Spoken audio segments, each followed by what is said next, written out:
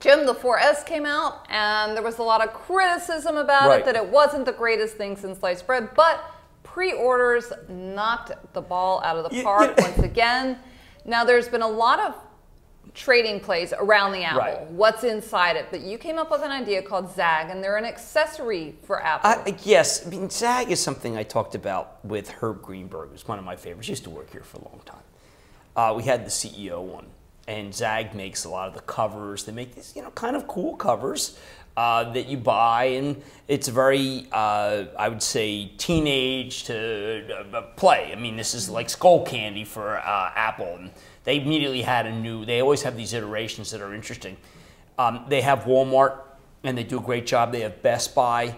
They're way too dependent on Walmart, if you ask me, and they're too dependent on Best Buy. This is one of those stocks that is very painful for someone like me to talk about, because I think it has a fabulous run, and then I think it crashes. And I am so Duke Energy oriented and Con Ed oriented, but I don't want to miss this. If I were at my old hedge fund, I'd be saying, okay, listen, I'll play Zagg to the hill, like SodaStream, and then there'll be a moment where it just doesn't matter. You got to go. And you just have to hope that you get out. That maybe you get 20 points in Zagg, and then you get hurt for 10. But Zagg is one of those companies that come along now and then where the momentum is so fabulous that you can't resist.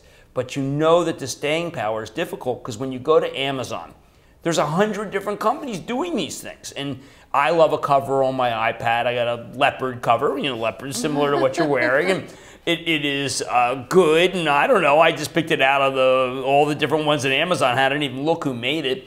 Zagg has the expensive ones. They also have some inexpensive ones. They definitely have the momentum. But do they have the staying power? I think if you have too much business with Walmart, what happens is one day Walmart calls you in and says, all right, guys, you're making a lot of money with us.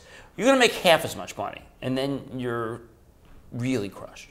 Right, and a lot of people are looking for ideas outside of Apple, because Apple is pretty expensive for maybe a smaller investor. On a dollar basis, and, yes. Yeah, exactly, on a dollar basis. So, this stock Qualcomm. is, 12-ish. How about Qualcomm? How about Broadcom? We've been buying some Broadcom for action alerts.